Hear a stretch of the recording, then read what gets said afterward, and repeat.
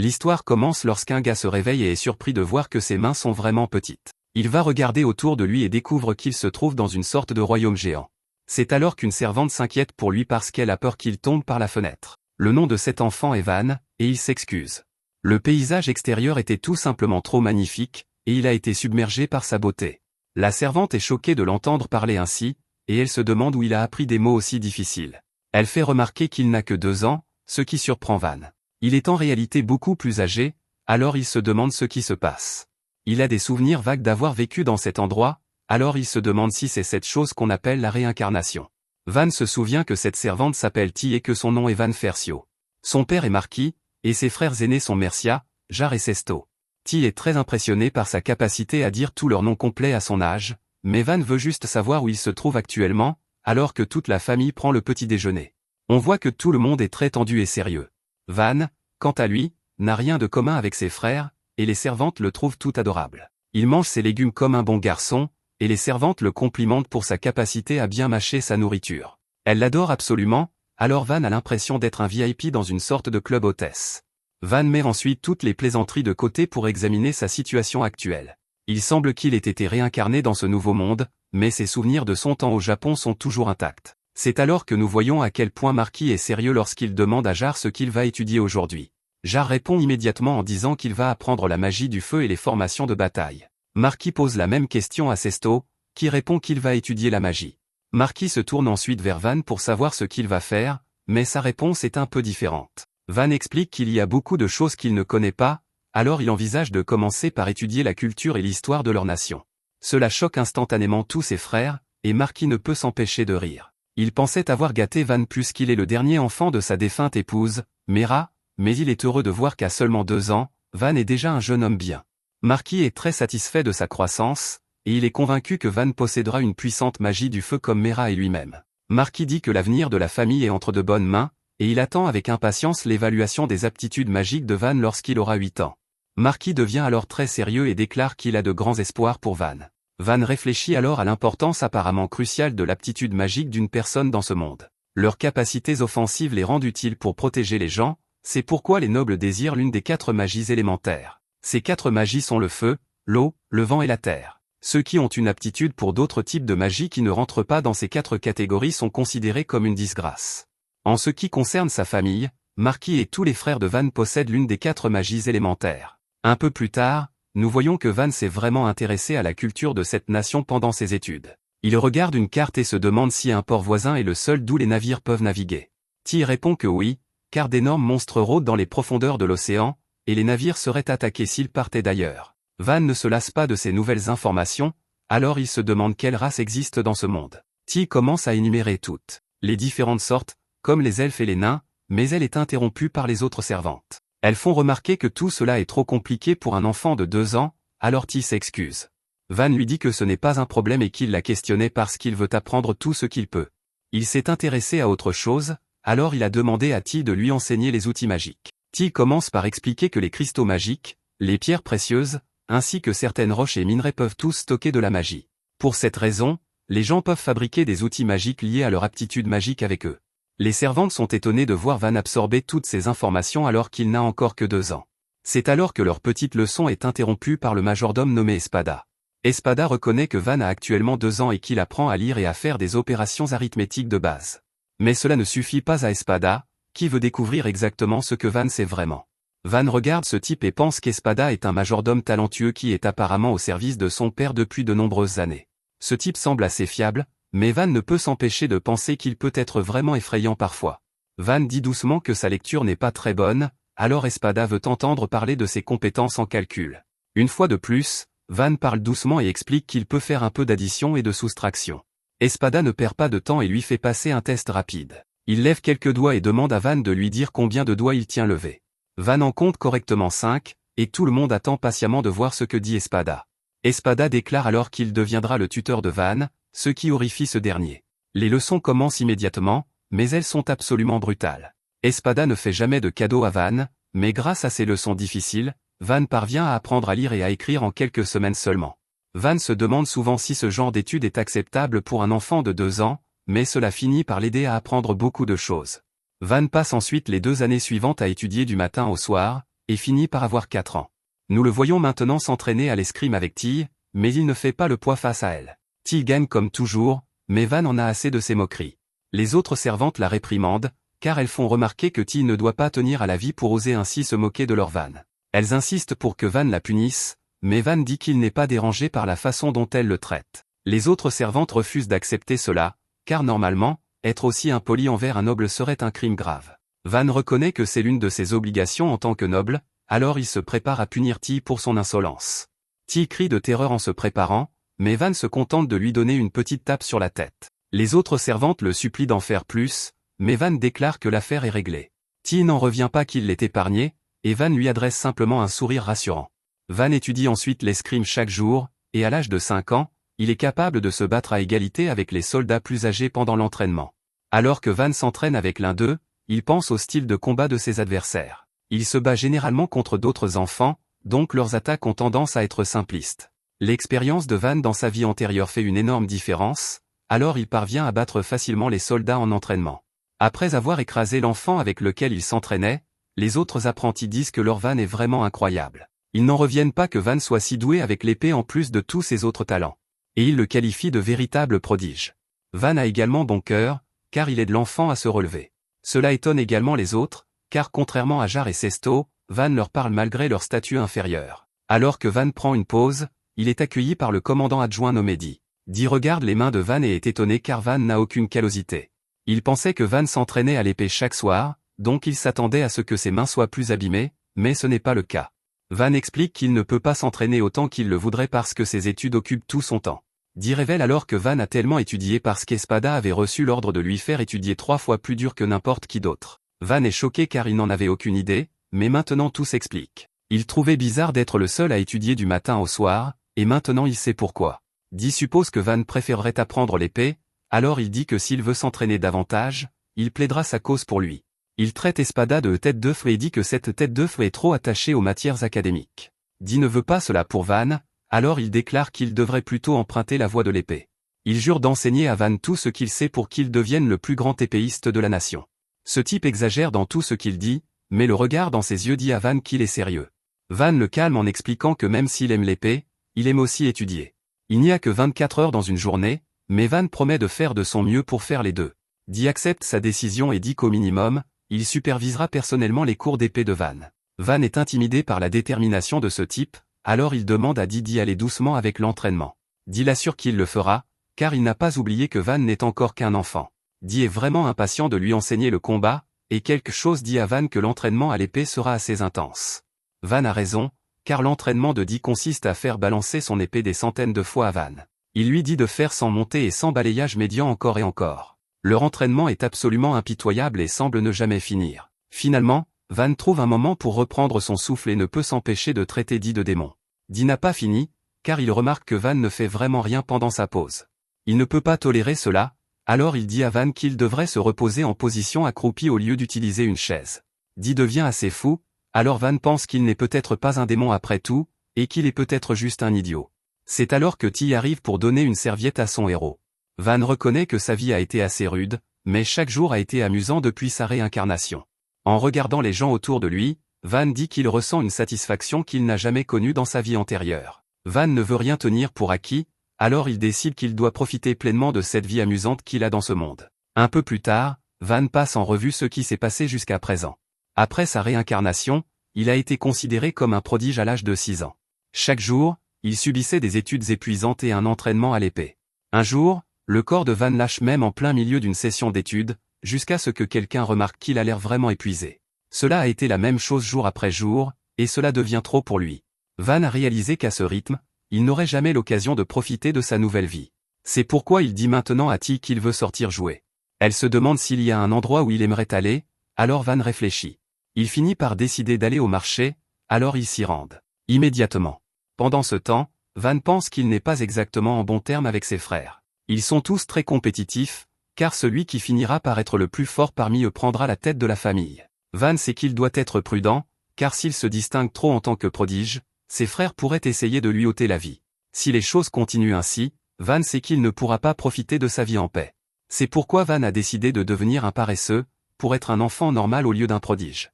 Van s'amuse maintenant, car il remarque qu'il y a tant d'activités au marché. C'est le plus grand marché de la ville, et il est juste à côté de la chambre de commerce. Cette entreprise est énorme et a des succursales dans tout le royaume. C'est alors que Van entend un bruit fort au loin, et il voit qu'il provient de quelqu'un qui crie après un enfant ligoté. Le type dit à tout le monde de cesser de les regarder car il ne donne pas un spectacle, et il est choqué lorsque les gardes de Van se préparent. Van les arrête et demande à l'homme pourquoi l'enfant avec lui est ligoté.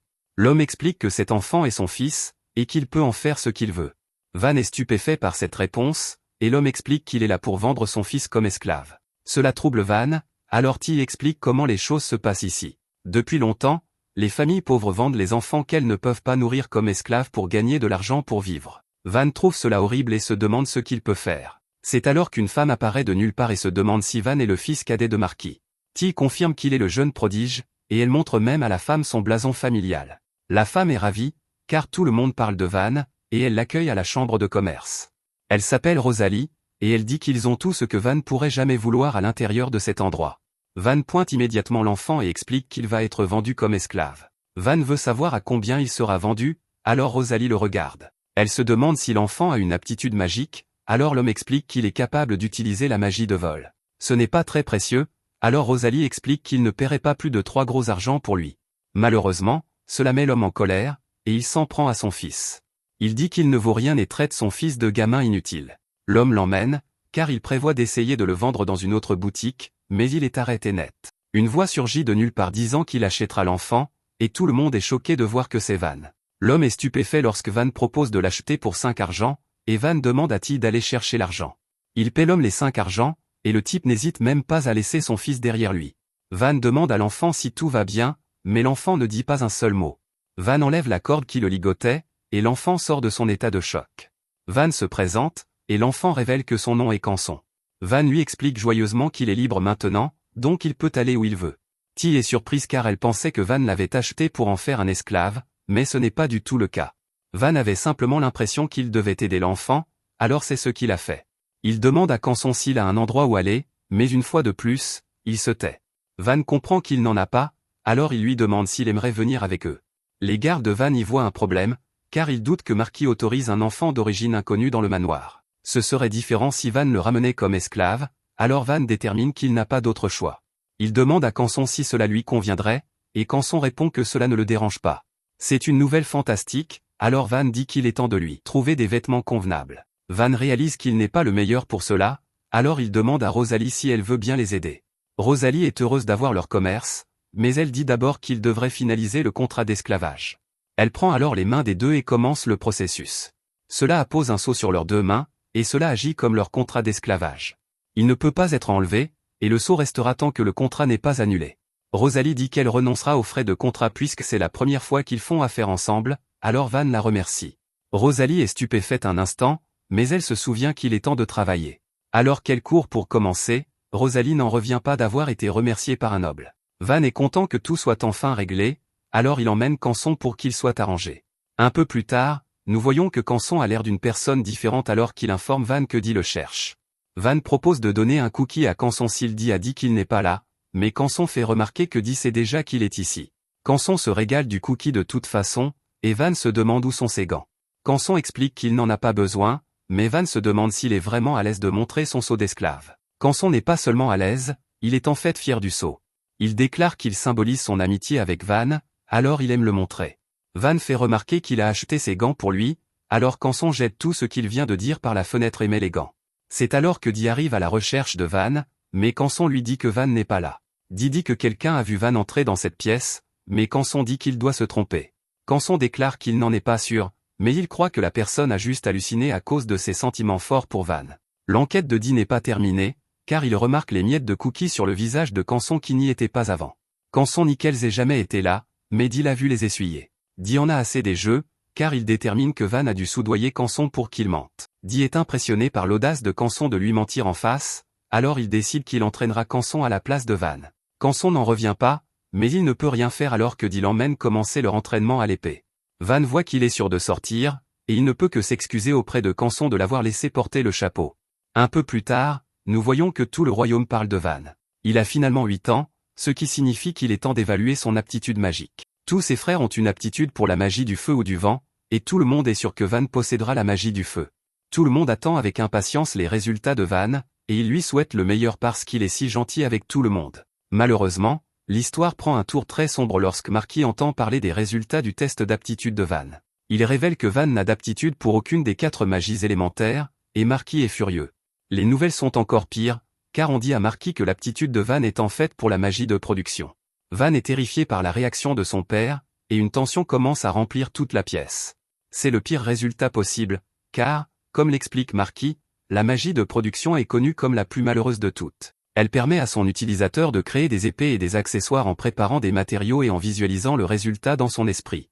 Le problème est qu'elle consomme beaucoup de mana, et ces choses peuvent être produites sans magie de toute façon, donc la magie de production est pratiquement inutile. En plus de cela, Marky se demande comment Van est censé protéger les gens de cette nation avec ce genre de magie.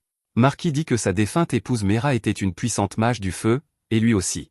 Leur pouvoir a été transmis à leurs autres fils, alors Marky ne peut que se demander comment lui et sa femme ont donné naissance à un mage de production inutile. Van est le dernier enfant que Mera lui a laissé avant sa mort, alors Marky est furieux. Il a un moment de lucidité terrifiant, car il réalise qu'il a été un imbécile de se faire des illusions. Van a montré des talents très rares malgré son jeune âge, alors Marky s'est laissé penser que Van deviendrait quelque chose de plus. Il est clair maintenant qu'il avait tort, et Marky ne peut pas croire que sa maison ait produit un échec aussi honteux. Marky a saisi son épée, alors Van réalise à quel point la situation est dangereuse. Son père ne se soucie que de la force de leur famille, alors Van commence à paniquer, car il sent que son père est prêt à lui ôter la vie.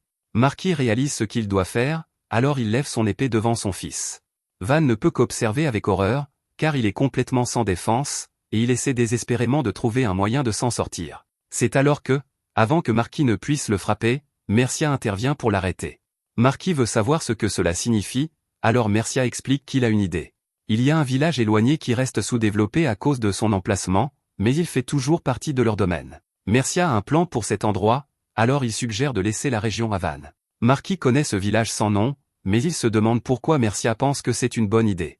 Mercia commence son explication en disant que le village compte un peu plus de 100 habitants. Rien de spécial n'en sort jamais, mais les ressources magiques dans les montagnes voisines sont très puissantes. Ce village fait partie du territoire que Marky a acquis lors de sa promotion, mais il se situe entre 2 pays en guerre l'un contre l'autre. Ce territoire a des problèmes de loyauté, alors il bénéficierait grandement d'envoyer Van là-bas pour gagner la confiance. C'est incroyablement dangereux dans le village, car il est entouré par la guerre en cours, et il est constamment attaqué par des monstres. C'est aussi un endroit impossible à défendre, et c'est pratiquement un piège mortel. Marky allait de toute façon mettre fin à la vie de Van, alors Mercia pense qu'il pourrait au moins faire usage de Van en l'envoyant au village. Marky aime l'idée, alors il range son épée et déclare que Van deviendra le seigneur de ce village. Il dit à Mercia qu'il a fait du bon travail, car il a pu trouver une bonne utilisation pour l'inutile Van. Van est absolument choqué alors qu'ils partent, et Mercia s'excuse. Il ne pouvait pas supporter de voir quelque chose d'horrible arriver à Van, alors il a fait la proposition impulsive. Van est envoyé dans un endroit dangereux, alors Mercia dit qu'il est libre de le haïr s'il le veut. Van fait remarquer qu'il ne serait pas en vie actuellement sans Mercia, alors il lui est en fait très reconnaissant. Mercia promet de faire tout ce qu'il peut pour l'aider, alors les 2 frères se serrent la main. Le lendemain matin, Ti dit qu'elle se fiche des résultats d'un test stupide. Même sans magie, Van est toujours un noble sage et honorable à ses yeux. Elle est furieuse que Van soit envoyé dans un village éloigné, et elle trouve cela scandaleux. Van la remercie de s'inquiéter pour lui, mais il dit qu'en ce moment, il a hâte d'y aller.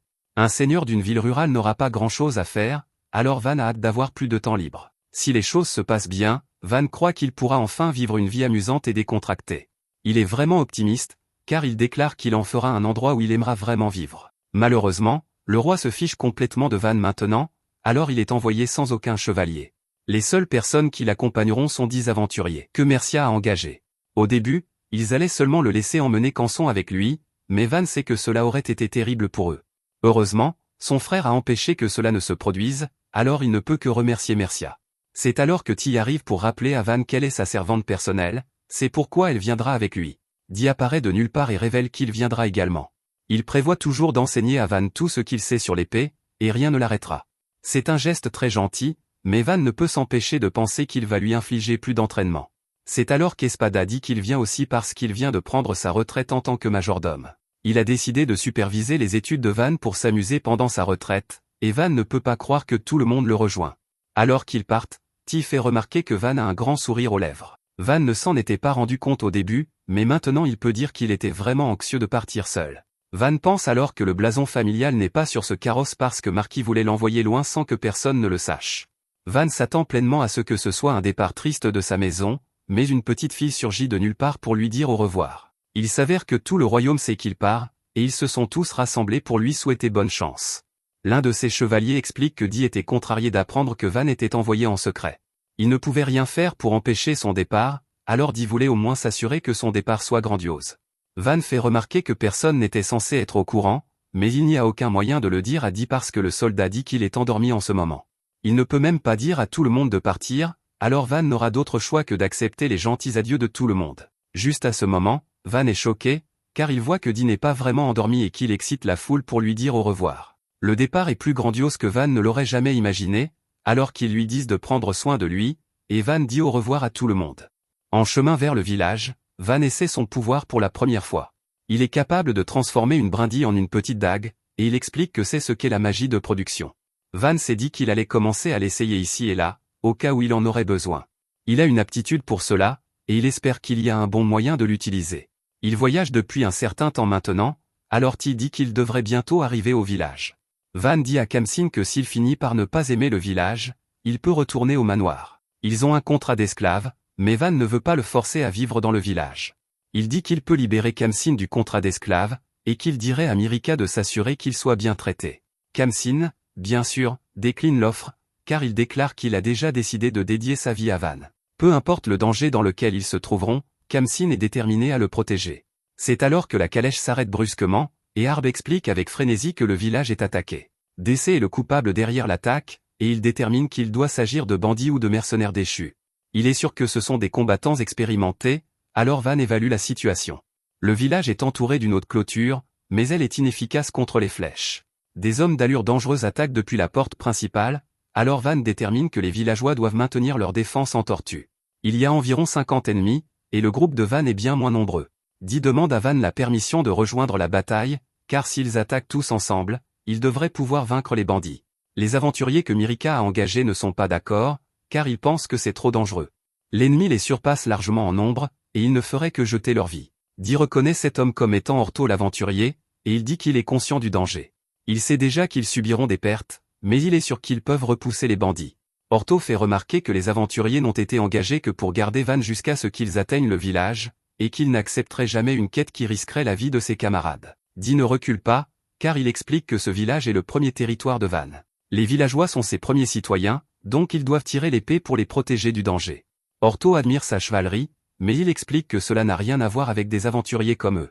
Dee est furieux, mais il sait qu'il ne peut pas les forcer à se battre. Au lieu de cela, il lui demande juste de protéger Van au moins, et il dit qu'ils peuvent fuir si les choses tournent au pire. Orto accepte de faire cela, mais c'est maintenant Espada qui s'y oppose.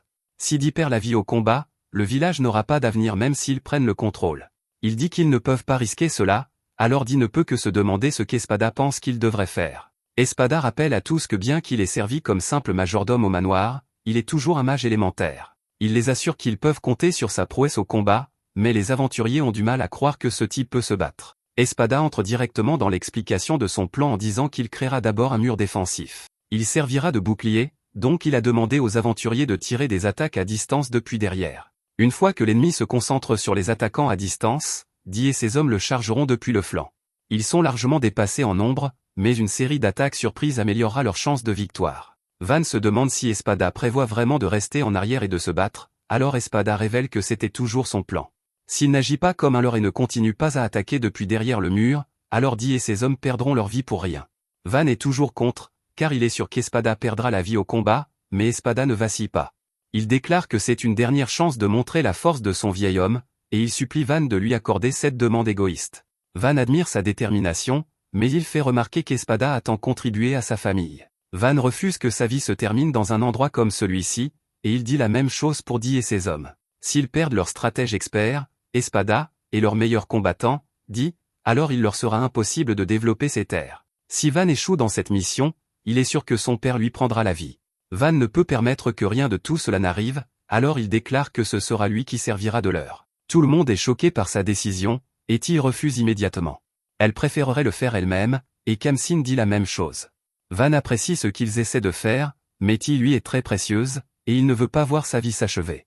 Il en va de même pour Khamsin, Surtout parce qu'il devrait être libre maintenant et profiter de sa vie.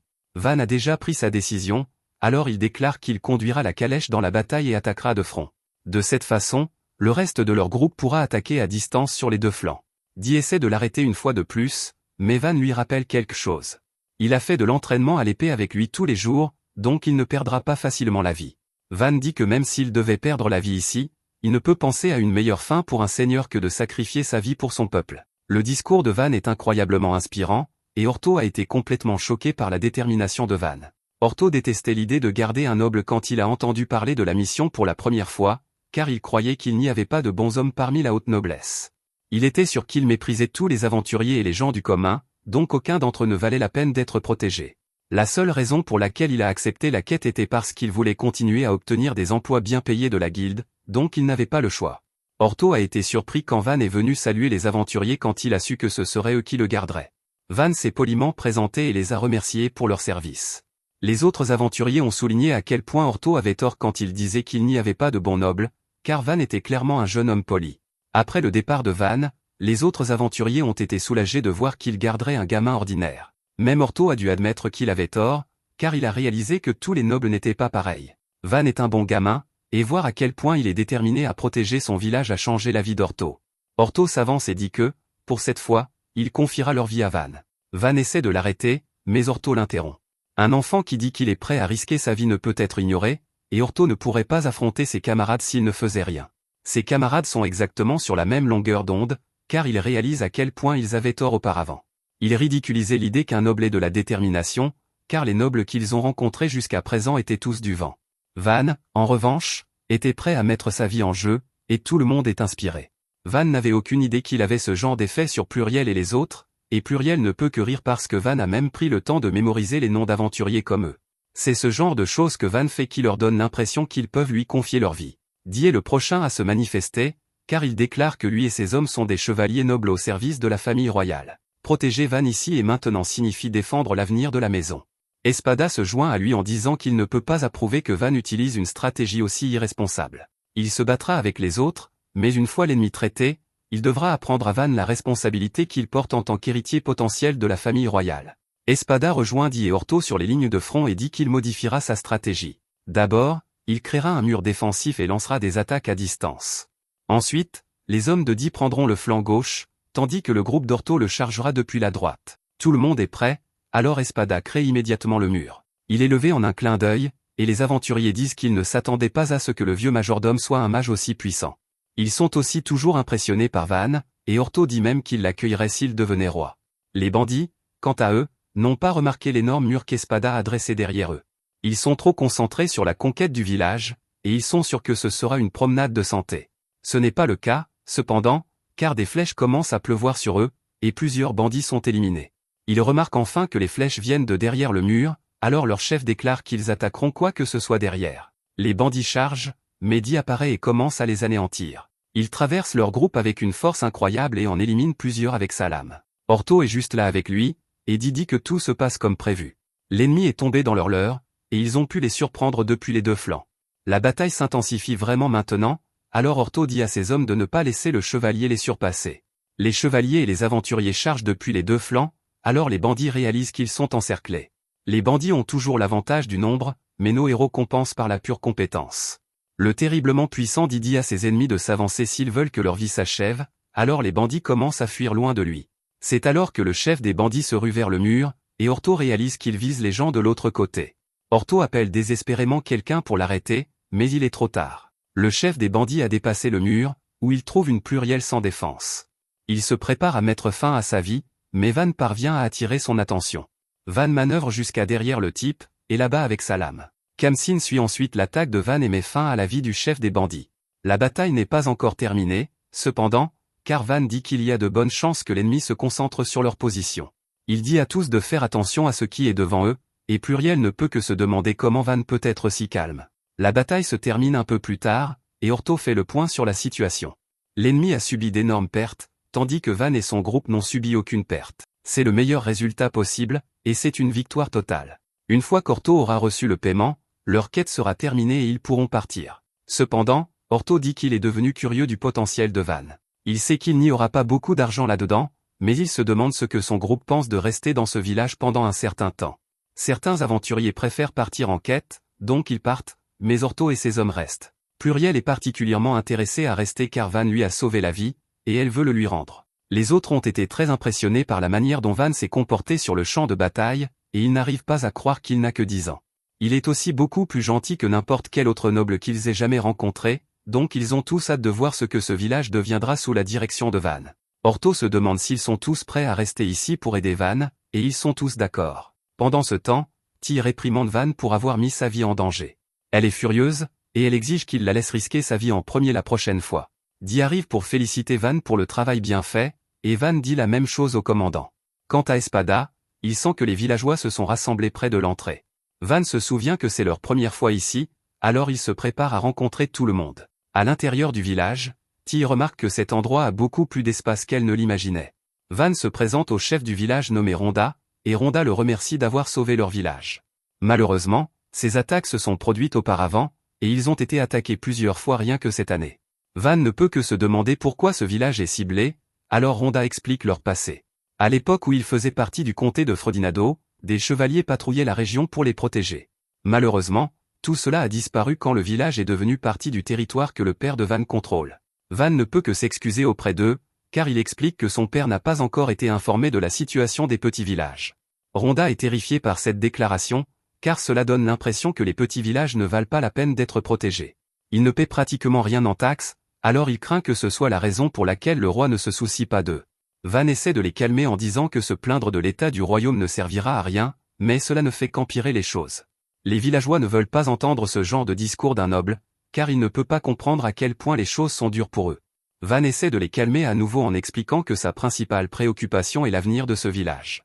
Il admet que les nobles ont leurs défauts, et ils sont à blâmer pour avoir adopté des lois qui ne profitent pas aux petits villages.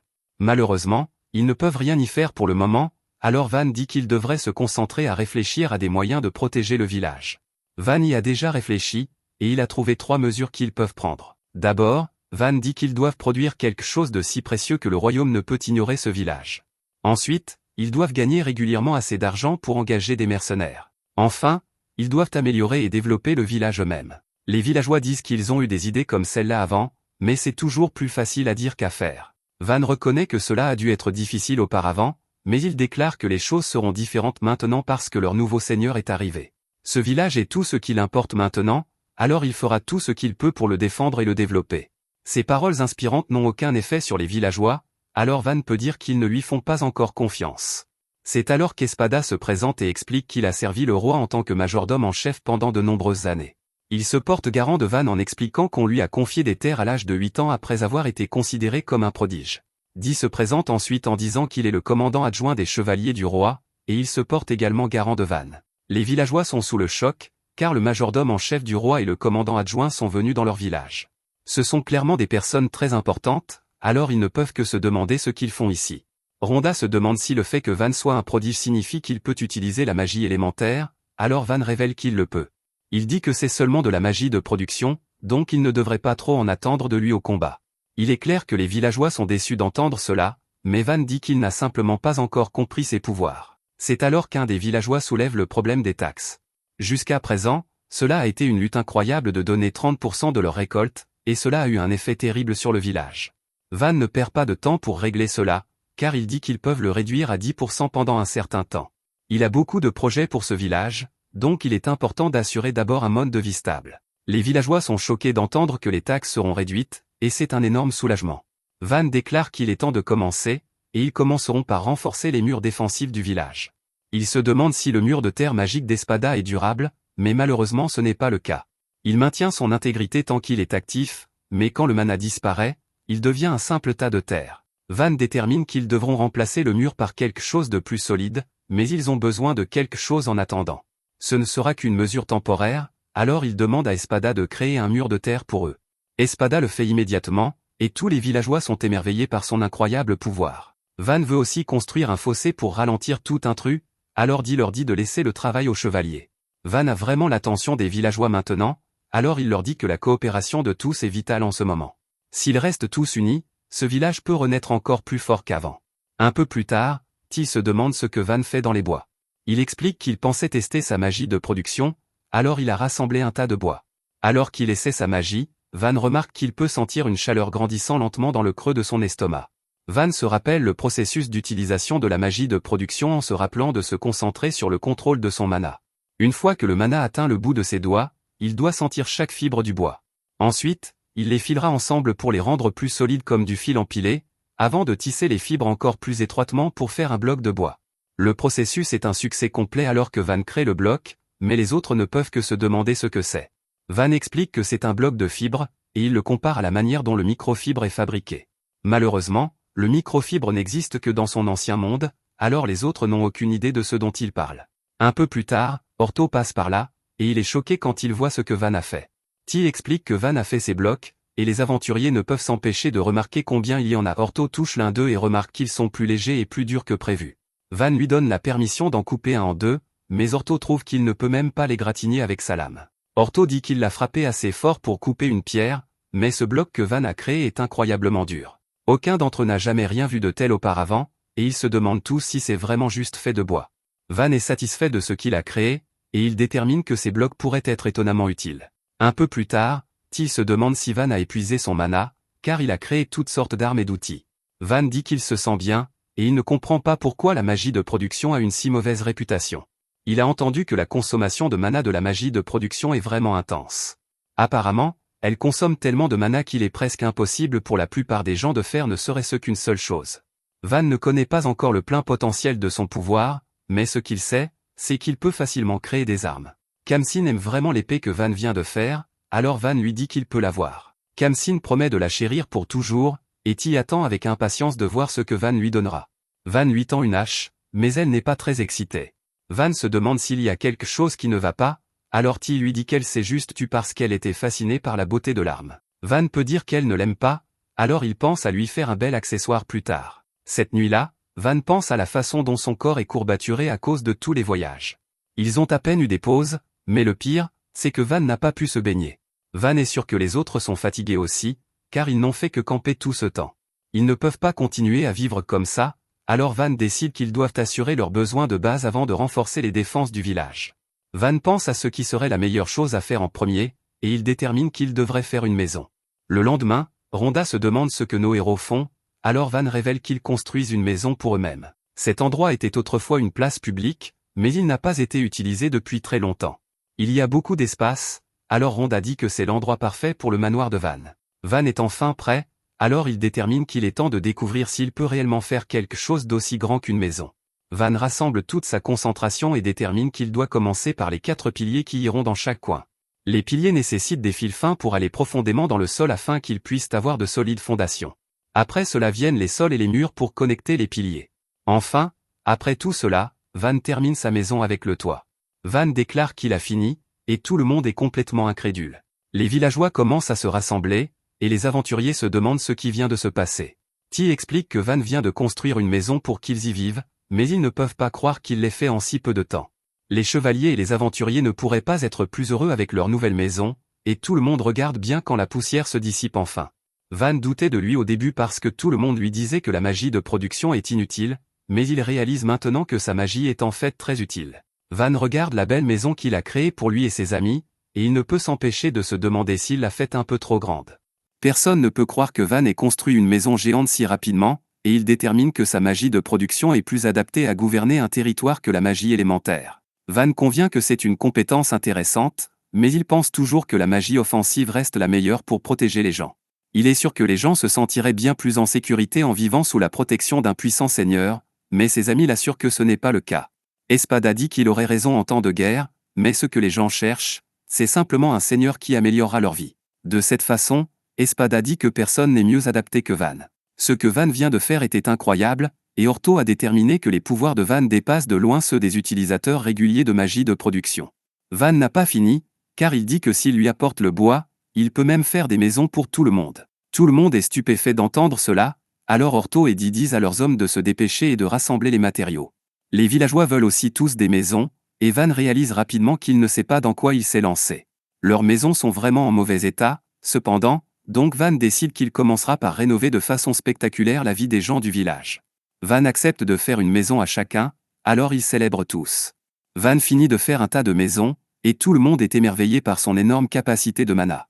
Sa vaste connaissance sur la façon de construire un quartier est aussi très impressionnante, et Van explique que cela s'appelle un plan en damier. Il a un pâté de 4 maisons comme unité fondamentale, et de grandes rues passent entre les pâtés. Van dit que ces maisons devraient convenir pour l'instant, mais quand ils obtiendront beaucoup de pierres, il reconstruira chaque maison pour mieux convenir à ses résidents. Van a aussi construit un bain à côté de son manoir simplement parce qu'il voulait se baigner. Il a opté pour un design simple pour la baignoire, et Pluriel a utilisé sa magie de l'eau pour remplir la baignoire. Cette nuit-là, après avoir pris un bain, Van peut enfin dormir dans un lit agréable et confortable. Le lendemain, on dit à Van que, grâce aux chevaliers, ils ont maintenant une tranchée autour du village. Van est très satisfait de cela, mais il serait idéal pour leur défense de la remplir d'eau et d'en faire un fossé. Au-delà de cela, ils auront besoin d'eau pour boire et pour utiliser dans le bain. Cela rend clair ce que devrait être leur prochain travail, donc Van déclare qu'il est temps de trouver une source d'eau. Ils ont rapidement détourné l'eau d'une rivière voisine avec l'aide des grands pouvoirs d'Espada. Il a instantanément creusé une tranchée de quelques mètres de long, tandis que Dee et les autres l'ont prolongée à la main. Van a suivi pour renforcer le fond et les côtés de la tranchée. Il y a beaucoup de distance entre la rivière et le village, donc Tyle dit que c'est tout un projet. On n'y peut rien, cependant, comme Van le fait remarquer, les gens ont besoin d'eau. C'est un travail difficile, mais avoir tout le monde qui tire vers le même but est plutôt amusant. De plus, une fois que les conditions seront améliorées et moins incertaines pour les gens, il sera plus facile pour les marchands de visiter. Ce sera essentiel parce que c'est la seule façon dont Van pourra vivre sa vie décontractée à l'avenir. Van détermine que ce travail prendra au moins une semaine, mais il est choqué lorsque les travailleurs font remarquer qu'ils peuvent déjà voir le village d'où ils sont. Van décide d'arrêter pour l'instant, mais Dee dit qu'ils atteindront le village dans quelques heures s'ils continuent. Dee est impatient de continuer à travailler, mais Van fait remarquer que les autres sont sur le point de s'effondrer. Dee considère cela comme un nouveau type d'entraînement, mais il réalise qu'il ne peut pas pousser trop loin. Le lendemain, Van annonce à tout le monde qu'ils ont enfin terminé le canal pour amener l'eau au village. Il remercie tout le monde pour leur dur labeur, et il dit à Espada d'ouvrir la vanne d'eau. L'eau commence à couler, et tous les villageois sont émerveillés. Le fossé autour du village est terminé, et maintenant il sera vraiment difficile pour les bandits d'attaquer les murs du village. Van craint que le fossé ne déborde quand il pleut, donc il se demande s'il devrait créer un lac derrière le village, aussi. Espada pense que c'est une bonne idée parce que ce lac pourrait être utilisé comme un réservoir qui sera utile pendant les sécheresses. Van fait cela ensuite, et les villageois ne peuvent pas croire que tant de choses se passent. Le village qui autrefois n'avait pas de cours d'eau a maintenant un lac comme réservoir. Grâce à Van, les villageois n'ont plus à se rendre à la rivière chaque jour juste pour chercher de l'eau. Le chef le remercie, mais Van dit que ce n'est pas nécessaire. Il est content que tout le monde ait accès à l'eau maintenant parce que la vie sera bien plus facile pour tout le village. Cette nuit-là, nous voyons qu'une fille appelée Dame Arte voyage avec quelqu'un nommé Panamra. Panamra dit qu'il y a encore un long chemin jusqu'à un certain village éloigné, donc elle dit à Arte de se reposer. Le lendemain, Van termine de créer un mur défensif géant appelé le rempart. Le mur du village n'était autrefois qu'un mur de terre, mais maintenant c'est une construction incroyable. Les remparts ont un sommet large, donc les gardes peuvent même patrouiller sur le mur. Tout le monde est vraiment excité à ce sujet parce que, avec un rempart aussi robuste, les villageois peuvent dormir sur leurs deux oreilles même quand les bandits attaquent. Van choque tout le monde quand il dit qu'il n'est pas satisfait de cela parce qu'il veut faire en sorte que les villageois se sentent encore plus en sécurité. Van essaie de faire des arbalètes basiques, et tout le monde est stupéfait quand il a fini. Ils disent que ces choses ne sont pas basiques du tout, elles sont super impressionnantes. Van a même attaché des boucliers à l'avant de celles-ci pour que les gardes puissent tirer des flèches tout en étant protégés des attaques ennemies. C'est vraiment stupéfiant, et il est clair maintenant que Van peut faire toutes sortes de choses avec sa magie de production. Leur village est relativement petit, mais Van est content parce qu'il commence à ressembler à une ville-forteresse. Tout le monde est d'accord, et ils disent que de simples bandits ne le conquerront jamais, peu importe leurs efforts. Dee est sûr que si le roi savait ce que Van pouvait faire avec son pouvoir, il l'aurait fait chef de famille au lieu de le bannir dans ce village éloigné. Le roi pensait que Van était faible, mais un simple regard à ce qu'il a fait à ce village rend clair que son pouvoir est plus que suffisant pour le combat. Dee affirmerait que Van est plus puissant que quiconque, mais Espada croit que son pouvoir est meilleur pour la protection. Les deux commencent à se disputer, mais Van les calme. Il dit qu'ils ne devraient pas se frustrer à cause de leurs circonstances. Ils doivent tous juste faire avec et se battre avec ce qu'ils ont. Juste à ce moment, le ventre de Van gargouille, donc Tyle leur prépare un repas. Ce n'était pas facile, cependant, parce qu'il manque d'ingrédients. Espada dit que la défense du village est importante, mais ils doivent faire quelque chose concernant le revenu régulier du village. Ce village n'a pas de connexion à part quelques marchands qui viennent ici une fois par mois. Van ne pense pas que cela doive être une priorité parce que les cultures du village sont capables de fournir beaucoup de nourriture pour le village. Cependant, Espada fait remarquer, ils n'ont pas les ingrédients pour faire les desserts sucrés cuits au four préférés de Van, et Van change complètement d'avis. Ne pas avoir ces sucreries lui est horrible, donc Van déclare qu'il est temps de trouver quelque chose que ce village peut vendre. Khamsin pense qu'il devrait vendre ces blocs de bois que Van peut faire, mais Van rejette l'idée.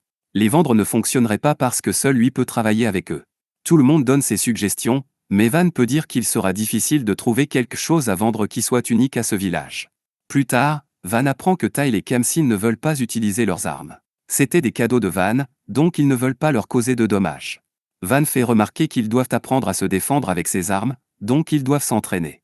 Zara lui dit de ne pas s'inquiéter, et il leur montre son bouclier du chevalier ORC. Il est robuste et flexible, donc il sera doux pour leurs armes quand il bloquera avec. La première attaque de Khamsin n'a pas une seule once de force derrière elle, mais tout le monde est confus quand le bouclier finit par terre. Le bouclier est même coupé en deux, donc tout le monde est émerveillé que l'arme ait pu faire autant de dégâts avec si peu de force. C'est techniquement une épée en bois, donc Van est surpris qu'elle ait pu couper si bien. Tyle répare le bouclier de Zara, et Orto arrive pour se demander ce que tout ce tumulte signifie. Il a apporté des minerais qu'ils ont extraits, et il se demande si Van aimerait les acheter. Orto explique que la forêt autour des montagnes voisines est remplie de monstres puissants, donc les gens ont évité cette zone. Cet endroit n'a jamais été miné auparavant, c'est pourquoi ils peuvent trouver beaucoup de minerais rares sans même avoir à aller dans les montagnes. Ils ont pu trouver des minerais de fer, de cuivre, d'argent, et même un peu d'or. Orto stupéfie vraiment notre héros, cependant, quand il révèle qu'ils ont trouvé du minerai de mithril. C'est une excellente nouvelle parce que si tout cela était au pied des montagnes, alors les montagnes elles-mêmes doivent contenir une richesse de ressources. Van prend un peu du minerai de fer, et il émerveille tout le monde en le transformant en un bloc solide de fer. Il dit qu'il ne l'a pas fondu pour le rendre plus pur, donc il ne sait pas à quel point il est pur. Zara est vraiment excité, donc il se demande si Van peut lui faire une épée avec.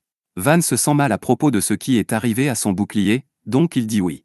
Zara en veut une longue et une courte, donc Van se met au travail. C'est sa première fois à faire une arme en fer, donc cela demandera beaucoup de concentration.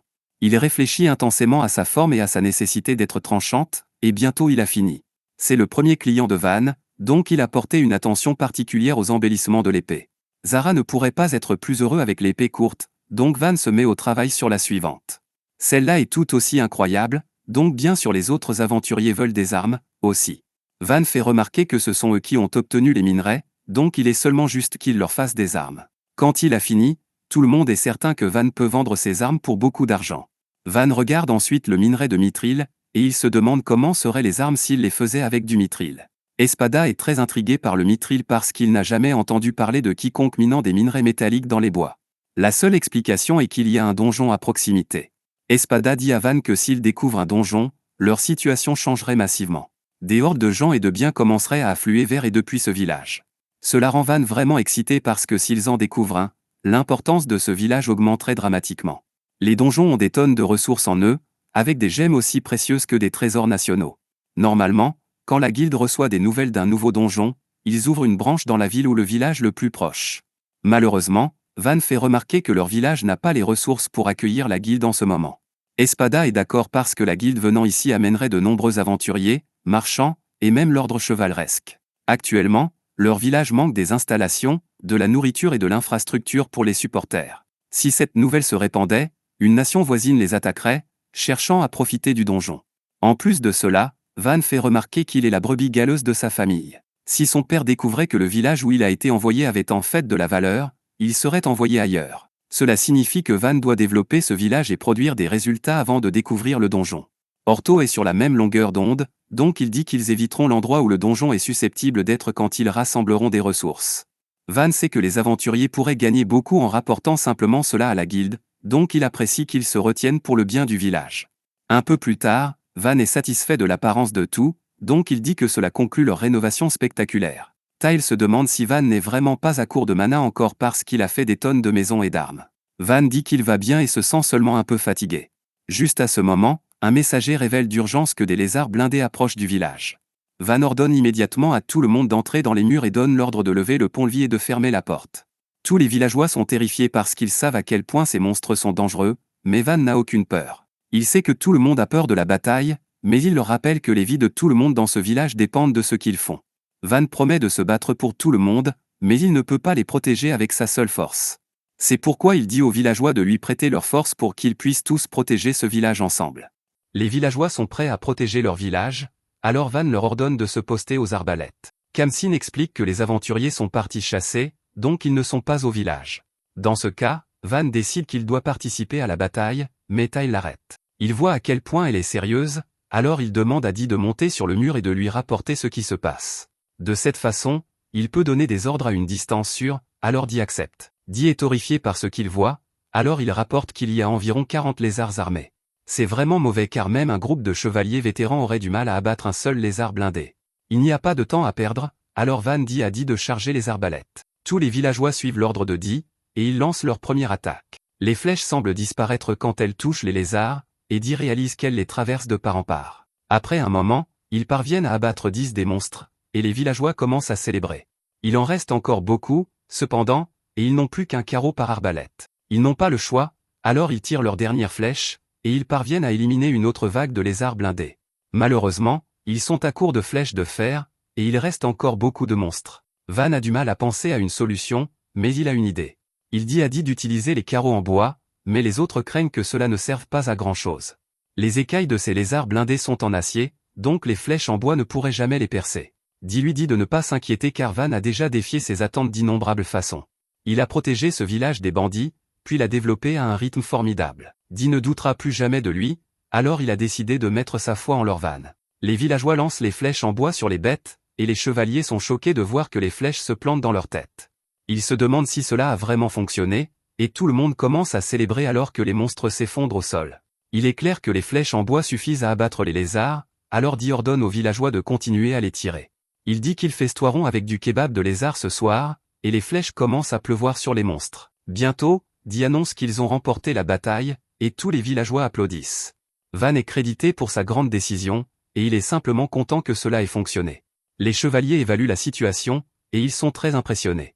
Non seulement ils ont évité toute perte, mais pas une seule personne de leur côté n'a même été blessée. Leur victoire a été écrasante, et cela fait réaliser à Di que Van va devenir très important. Plus tard, les villageois récoltent les lézards géants, et Di dit à tous de faire attention en préservant leurs yeux et leurs crocs.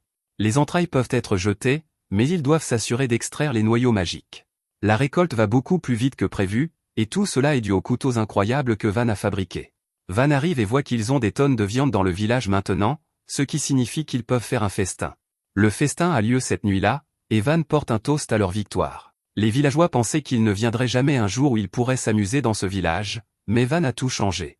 Le chef est étonné car il est difficile de croire qu'il y ait un noble qui aime passer du temps avec des villageois de classe inférieure. Les amis de Van leur disent que c'est normal car c'est simplement la façon d'être de Van.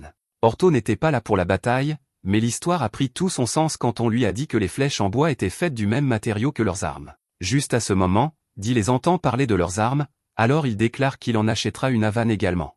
Les autres chevaliers veulent aussi en acheter, mais Van dit qu'il ne pourrait jamais les faire payer.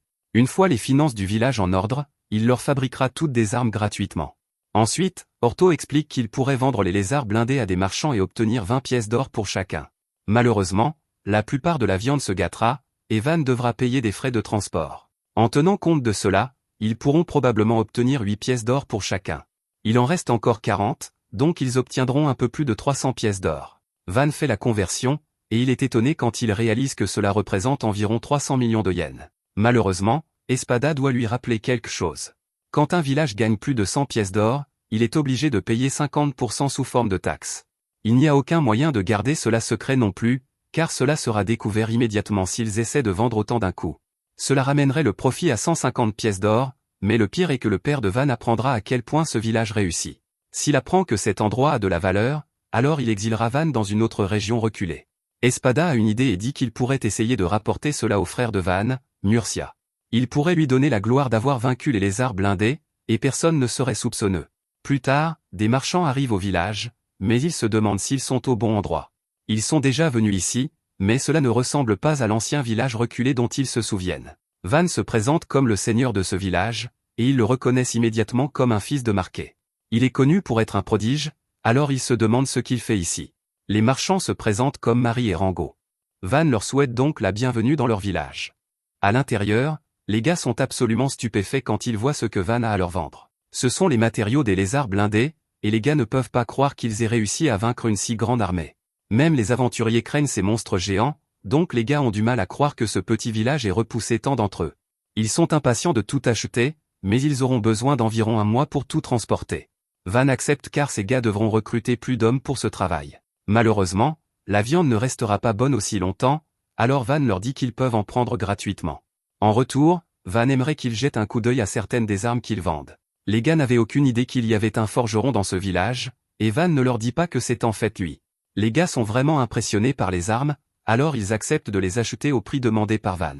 Van va même plus loin en demandant s'ils voudraient aussi promouvoir les armes, mais ils hésitent. Les gars peuvent voir à quel point ces armes sont incroyables, donc ils ne veulent pas les partager avec d'autres marchands. Van sait qu'ils veulent juste faire un bon profit, alors il a une idée. Il fait remarquer que s'ils vendent les armes juste à l'extérieur du village, alors tout le monde comprendra d'où elles viennent. Les gens viendront au village à leur recherche, et cela pourrait être une bonne opportunité. C'est pourquoi Van dit que les gars devraient installer une boutique à l'intérieur du village avant de commencer à promouvoir. Ils feront le travail difficile de faire connaître les armes, et ils auront une boutique prête pour tous ceux qui viendront les chercher. Les gars se demandent si Van serait vraiment d'accord avec cela, alors Van dit que oui. Van construit la boutique immédiatement, et les gars sont encore plus étonnés. Il venait juste de dire à Van à quoi il pensait que la boutique devrait ressembler, et il l'a faite en un clin d'œil. Juste à ce moment, nous voyons que les filles sont arrivées au village. Panamra est préoccupée par quelque chose, alors elle dit qu'elle découvrira par elle-même si Van est vraiment un prodige. À l'intérieur du manoir de Van, Espada explique que le village grandit à un rythme incroyable. Il croit que plus de gens viendront, donc ils doivent construire une ville qui peut contenir 10 000 personnes. Alors qu'ils développent le terrain, ils auront besoin de beaucoup de gens pour garder le village et administrer ses installations. De plus, Van devra décider quel type de ville-forteresse ils veulent être. Les villes-forteresses carrées sont le design le plus courant, mais Van a d'autres idées. Il veut utiliser un design en étoile car les attaquants devront passer du temps à conquérir les parties pointues pour s'approcher des parties principales. S'ils essaient de les ignorer, alors ils finiront par être attaqués sous 3 angles différents. Juste à ce moment, on informe Van qu'un émissaire du comté de Ferdinando est arrivé pour le voir. Panamra se présente comme une chevalier, et Art se présente comme la plus jeune fille du comte Ferdinando. Art est ici pour présenter ses respects sur les instructions de son père, alors elle espère qu'ils pourront s'entendre. Van, cependant, peut dire qu'elles sont en fait ici pour évaluer l'état de leur ennemi et éventuellement le gagner à leur cause. Panamra est impressionné par sa conclusion car il a raison. Van s'est vu confier un territoire entre le comté de Ferdinando et le royaume de Yenada, donc Ferdinando se méfie de lui.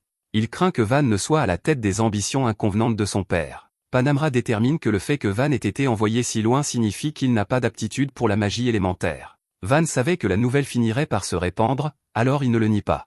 Il dit que les inquiétudes de Ferdinand sont injustifiées car il ne planifie rien avec son père. Van dit qu'il a simplement été exilé ici par son père, mais Panamra ne le croit pas du tout. Elle fait remarquer que Van a transformé ce village reculé de 100 personnes en une forteresse en quelques jours. Elle soupçonne qu'au moins 5000 hommes ont été envoyés ici avec Van pour accomplir tout cela, car leur objectif est de transformer ce village en un nouvel avant-poste militaire. Van la choque en riant droit dans son visage, et il ne peut que s'excuser. Elle était si sérieuse en disant tout cela, mais il y a un énorme malentendu. Van explique que tout ce que son père lui a permis d'apporter était Kamsin et quelques bagages. Il dit que sa famille ne l'a même pas accompagné, et Art est horrifié d'entendre cela. Panamra fait remarquer que son chevalier, son majordome et sa servante sont là, mais ils expliquent qu'ils sont venus de leur propre chef. On a même ordonné à Di de retourner au royaume, mais il l'a simplement ignoré. Espada dit qu'il est à la retraite et qu'il voulait simplement traîner dans un beau village. Tyle dit que Van se soucie des gens plus que quiconque, c'est pourquoi elle a décidé de le servir pour le reste de sa vie. Panamra reste sceptique, alors elle se demande comment le village a pu changer si vite. Van estime qu'il serait préférable de leur montrer, alors il les emmène dehors. Il dit qu'il fera un rempart comme celui qui entoure leur village, mais Panamra ne peut pas le croire. Elle est étonnée quand Espada précise qu'il est un grand mage élémentaire, mais ce mur ne suffira pas. Panamra sait qu'une fois que ce mur perdra son mana, il s'effondrera. C'est là que Van intervient, alors il utilise sa magie pour transformer le mur de terre en un rempart. Il utilise ensuite quelques-uns de ses blocs pour créer une porte juste sous leurs yeux. Les filles ne peuvent pas croire ce qu'elles voient, et elles ne peuvent que se demander quelle est l'aptitude magique de Van. Van explique qu'il a une aptitude pour la magie de production, et ce n'est pas ce que les gens pensent. La société l'appelle la magie la plus malheureuse de toutes, mais ils ont tort. Art est stupéfaite par cela, et elle a des visions de son passé. Van explique qu'à l'instant où son père a appris son aptitude, il l'a chassé de chez eux. Panamra appelle Marquet un imbécile car avec le pouvoir de Van, il aurait pu étendre son influence considérablement. Il l'a exilé, et maintenant il ne connaît même pas le pouvoir de Van. Panamra est convaincue, alors elle révèle que la vraie raison de sa présence est d'offrir la main d'Art en mariage. Van peut dire que Ferdinand veut qu'il se marie pour qu'il laisse simplement son royaume tranquille. Van explique qu'il prévoit de continuer à renforcer et à développer cette ville-forteresse, mais il ne voit pas de conflit avec qui que ce soit. Il ne veut se battre avec personne, donc il n'y a pas besoin de mariage. Van dit qu'Art ne serait pas heureuse ici de toute façon parce que c'est vraiment dangereux. Panamra dit qu'elle est venue ici pour empêcher le mariage, mais ses sentiments ont changé. Après avoir rencontré Van, elle accueillerait volontiers son mariage avec Art. Il possède une grande clairvoyance, et il a le pouvoir d'unir les gens derrière lui. Elle se demande ce qu'Art pense de l'épouser, et elle doute qu'elle trouve jamais un meilleur homme. Art pense effectivement que Van est une bonne personne, mais elle ne sait pas encore pour l'épouser. Van n'a même pas envisagé le mariage à son âge, alors il décide de mettre cela en attente. Van est choquée quand Panamra révèle qu'elles resteront ici encore un jour, et elle est ravie de voir Van agir selon son âge pour une fois. Panamra se demande si Van a une chambre d'amis où elles peuvent rester, et elles sont toutes deux choquées quand Van dit qu'il la fera. Van fait l'auberge immédiatement, et les filles ne peuvent pas croire leurs yeux. Au dîner, Van se demande quel genre de choses Art aime. Elle explique qu'elle aime les choses mignonnes comme les poupées et les fleurs, mais Van n'en a pas vu beaucoup. Art propose de lui montrer celles qu'elle a apportées avec elle, et elle est choquée par l'intérêt qu'il manifeste. Les autres veulent aussi les voir, alors Art se sent vraiment accueilli ici. Cette nuit-là, Art remercie Van pour cette merveilleuse journée.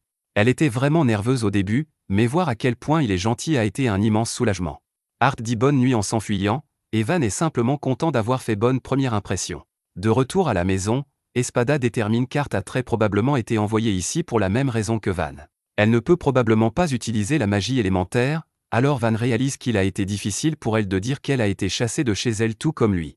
Van est d'accord avec cela et décide qu'elle peut rester dans ce village si elle ne peut pas rentrer chez elle. Cette nuit-là, Panamra se demande si elle devrait rester un peu plus longtemps.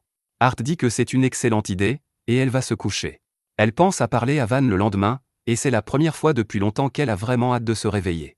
Le lendemain matin, les autres réveillent Van en urgence. Il se passe quelque chose au lac que Van a créé, Eddie et Espada sont déjà sur les lieux.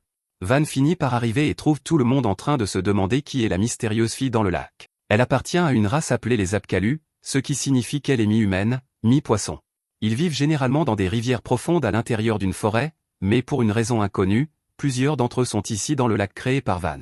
C'est une espèce rare que peu de gens rencontrent, alors Van essaie de demander à la fille ce qu'elle fait ici. Il essaie de lui demander son nom, mais elle ne répond pas du tout.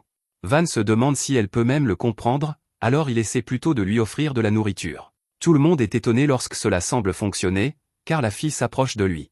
La fille émerge de l'eau pour demander si elle peut vraiment manger cette nourriture, et Van répond que oui. Elle est impressionnée par la viande, alors Van explique que c'est de la viande de lézard blindé. La fille poisson se demande qui a vaincu les lézards, et tout le monde répond que c'est Van. Van essaie de leur en attribuer le mérite, mais ils sont convaincus que tout est grâce à lui. La fille part immédiatement, alors Van se demande si elle reviendra le lendemain, car il lui a promis de lui donner plus de viande si elle revenait. Espada explique que son espèce est rarement aperçue, alors il doute qu'elle revienne. Il a toutefois tort, car le lendemain, plusieurs autres apparaissent. La fille est parmi eux, et Van commence à se demander s'il a fait quelque chose de mal. Si les Apkalus considèrent les lézards blindés comme des dieux, ils pourraient être contrariés après ce qui s'est passé. Un des pêcheurs demande à parler à Van, et Van ne peut s'empêcher de remarquer à quel point ce type a l'air plus effrayant que les autres. Van est soulagé lorsque le type le remercie simplement d'avoir été gentil avec sa fille. Van réalise qu'il parle de la fille qui l'a nourri, et il est content que ce ne soit pas pire. Le type se demande si Van est vraiment celui qui a vaincu les lézards blindés, et Van dit que tout le monde lui en attribue le mérite. Les Apkalus sont stupéfaits, car ils n'arrivent pas à croire que quelqu'un d'aussi jeune puisse être aussi puissant. Ils se demandent s'il est une sorte de mage légendaire, mais Van essaie d'expliquer qu'il ne l'a pas fait seul. Le type l'interrompt et donne à Van la permission d'épouser sa fille. Van n'en croit pas ses oreilles, alors le type se demande s'il y a un problème. Il se présente comme l'Atavesta et explique que sa fille est son unique enfant. Van fait remarquer qu'elle est trop jeune pour qu'on parle même de mariage, alors il demande pourquoi l'Atavesta fait cela. L'Atavesta commence son explication en signalant que son peuple a évité de créer des liens avec les humains. Cependant, ces dernières années, les lézards blindés ont envahi les rivières, et beaucoup de son peuple y a perdu la vie. C'est pourquoi il cherche quelqu'un de fort pour épouser sa fille, Lada. Van résume le tout en disant que ce type offre sa fille comme épouse pour forger une alliance avec un humain puissant. Van répond que la partie mariage ne sera pas nécessaire. L'Atavesta craint qu'il ne refuse l'alliance, mais Van dit qu'il protégera leur tribu quoi qu'il arrive. L'Atavesta est reconnaissant de la générosité de Van, car cela signifie qu'ils pourront rester ici. Comme toujours, cependant, Van n'a pas fini, car il dit qu'il est temps de commencer à construire. L'Atavesta n'a aucune idée de ce qu'il veut dire, alors il est absolument stupéfait lorsque Van crée quelques bâtiments pour eux. Il explique que ce sont des aires de repos, et que tout le monde peut les utiliser quand il le veut. Van est heureux de voir tout le monde profiter de l'endroit, mais Espada lui rappelle qu'ils ont d'autres affaires à régler. Il est temps de s'occuper de la situation des égouts, et Latavesta demande ce que c'est. Van explique qu'il a placé des conduites d'égouts sous les bâtiments du village. Ils envoient régulièrement de l'eau des douves dans les tuyaux pour évacuer toutes les eaux usées. Ce n'est pas un processus facile, alors Van est surpris lorsque Latavesta propose de l'aider. Ils travaillent ensemble pour faire le travail, et Van ne peut croire à quel point c'était plus facile avec leur aide. Ce travail doit être fait plusieurs fois par jour, alors Latavesta dit à Van de leur laisser cette tâche à partir de maintenant. Van se demande si c'est vraiment acceptable, alors Latavesta explique que c'est leur façon de le remercier de les laisser vivre ici. Juste à ce moment, Arte et Panamra arrivent, et elles sont stupéfaites de voir les rares Apkalus. Latavesta appelle Van son gendre en le remerciant une fois de plus, et Arte est horrifiée d'entendre cela. Van essaie d'expliquer qu'il n'est marié à personne, mais Lada l'interrompt. Elle déclare qu'elle est l'épouse de Van, et dit au revoir à son mari. Plus tard, Van emmène Arte en bateau pour que tous deux puissent prendre l'air. Van veut clarifier ce qui s'est passé avec Lada, mais Arte a déjà entendu la vraie histoire. Elle sait que c'était un malentendu, et elle s'excuse d'avoir surréagi. Arte souligne à quel point Van est incroyable, car il a construit ce lac et développé tout le village. Juste à ce moment, Lada et un groupe d'autres Apkalus apparaissent. Ils secouent un peu trop le bateau, ce qui rapproche Van d'Arte. Lada est furieuse contre son mari, mais Van lui rappelle qu'ils ne sont pas mariés. Plus tard, Latavesta est contrarié que Van flirte avec une autre femme alors qu'il a déjà Lada. Van essaie de clarifier les choses, mais Latavesta a une idée. Il dit que la seule façon de régler cela est par une compétition. Van affrontera les Apkalus, et s'il gagne, Van reconnaîtra officiellement son mariage avec Lada. Van est horrifié par cette idée, mais Dee intervient pour dire que Van accepte le défi. Dee l'assure qu'il apportera la victoire à Van, et Espada pense qu'il serait préférable d'en finir une bonne fois. Latavesta explique alors que ce sera une compétition en 3 manches. Il laisse Van choisir la nature de la première manche, alors Van choisit le volleyball. Personne n'a jamais entendu parler d'un tel sport, alors Van leur explique les règles. Tyle et Panamra se portent volontaires pour cette manche, et elles affronteront Latavesta et Lada. Latavesta démontre son immense puissance en marquant immédiatement le premier point, et Van craint qu'il ne soit vraiment bon au volleyball. Cela est prouvé presque immédiatement, car les Apkalus commencent à écraser l'équipe de Van. Tyle se sent terrible de laisser tomber Van, mais Panamra lui rappelle de ne jamais abandonner. Leur travail d'équipe s'améliore encore, et elles parviennent enfin à marquer leur premier point. Elles déclarent que le vrai match commence maintenant, et le jeu s'intensifie rapidement. Elles réussissent à remonter la pente, et maintenant elles sont à égalité. C'est le point décisif, ce qui signifie que le prochain point fait gagner. Lada prépare son père pour un smash parfait, et Tyle fait de son mieux pour l'arrêter. Tyle se désole à nouveau d'avoir échoué, mais Panamra lui rappelle de ne jamais cesser de regarder vers l'avenir. Van n'est pas du tout inspiré, et il se demande simplement s'il regarde une sorte d'anime sportif. Latavesta dit qu'il choisira le prochain événement, alors il choisit la natation. Van est horrifié par ce choix, car s'il perd un autre événement, il devra épouser Lada. Les Apkalus sont des nageurs naturels, donc ça ne s'annonce pas bien. Juste à ce moment, dit à Van de lui laisser faire. Kamsin se porte également volontaire et dit qu'il fera de son mieux. La course est un relais à 2 personnes, alors Kamsin et Lada commencent. Bien sûr, la demi-poisson prend une avance considérable, mais Kamsin n'est pas du genre à abandonner. Sa ténacité pure lui permet de rattraper le poisson, alors Latavesta dit à sa fille de se prendre au sérieux. Lada plonge sous l'eau et reprend la tête. Elle atteint la marque, donc son coéquipier prend le relais. Kamsin fait de même, alors Dee entre en action. Il utilise le papillon, et les autres expliquent que cette technique de nage lui permet d'utiliser ses muscles au maximum. Dee nage comme un fou, et Latavesta ne peut que se demander comment il fait. Dee parvient à gagner la course, et Latavesta n'arrive pas à croire que son peuple de poissons est perdu. Il reste un dernier événement, alors Latavesta permet à Van de choisir ce que ce sera. Juste à ce moment, Van crée un appareil que les autres n'ont jamais vu auparavant, et il demande à Pluriel de lui faire de la glace. Van utilise la machine pour râper la glace et un peu de sirop pour lui donner du goût. Bien sûr, les autres n'ont aucune idée de ce qui se passe, alors Van révèle que le dernier événement sera un concours de vitesse de consommation de glace pilée. Ils concourront en équipe de 2, alors Arte se porte volontaire pour être la coéquipière de Van. Le concours commence, et les concurrents commencent à manger la glace. Lada et son père découvrent immédiatement que ce ne sera pas facile lorsqu'ils ressentent la douleur aiguë de la migraine de la glace. Latavesta se rappelle que c'est pour Lada, alors il continue de manger. L'équipe de Van a aussi du mal, et il commence à craindre d'avoir fait un mauvais choix. Il voit qu'Arte n'abandonne pas, alors Van se pousse encore plus. La compétition s'intensifie alors que tout le monde entre dans un état de flux alimentaire, et tout le monde les encourage.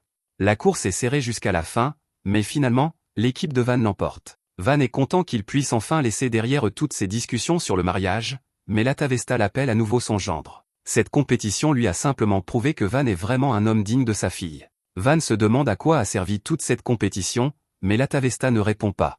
L'estomac de Van est en grande souffrance à cause de toute cette glace, alors les autres disent à lui et à Arte qu'ils ont fait du bon travail. Arte remarque que Van est toujours entouré de visages souriants, et elle se demande si elle pourra un jour faire en sorte que cela lui arrive. Depuis le jour de sa naissance, son père était toujours occupé, et elle était seule. Sa mère l'a confiée à une nourrice et n'a montré aucun intérêt pour elle. Tout cela parce qu'elle a été étiquetée comme un échec. Elle n'excellait en rien d'autre que sa magie de marionnettiste. Utilisant ses poupées comme des pantins, Arte a découvert qu'elle pouvait les bouger plus librement que son propre corps. Arte pensait pouvoir s'en servir pour faire sourire sa mère, mais sa mère l'a simplement punie pour lui rappeler à quel point elle était inutile. C'est à ce moment-là qu'Arte a appris pour la première fois que la magie de marionnettiste est considérée comme maléfique et détestée par la noblesse. Après ce jour, personne ne lui a parlé, et elle est devenue quelqu'un que l'on ignorait toujours. À l'âge de 10 ans, elle a été envoyée pour épouser Van. Arte se sentait terrible, mais ensuite elle a appris que Van était comme elle. Van ne peut utiliser que la magie de production, et les autres la considéraient comme inutile. Van débordait encore de confiance, et il utilisait ses dons. Arte se demande maintenant ce qui se serait passé si elle n'avait pas arrêté de pratiquer sa magie. Elle veut avoir confiance en elle, tout comme Van, alors elle est déterminée à commencer à faire un peu plus d'efforts. Plus tard, Van explique à tout le monde ce qu'il prévoit. Il veut construire encore plus de pièces de rampe autour du village, et il dit à tout le monde de travailler prudemment. Juste à ce moment, Arte arrive pour faire remarquer à quel point la journée est belle. Van sent qu'elle semble plus énergique aujourd'hui, alors il réfléchit à la raison. Elle veut voir les choses comme Van les voit, alors elle se demande si elle peut le regarder travailler. Van est ravi d'entendre cela et dit oui. Cependant, tout le monde ne passe pas une bonne journée, car nous voyons que les aventuriers courent pour sauver leur vie. Merci d'avoir regardé mon récapitulatif.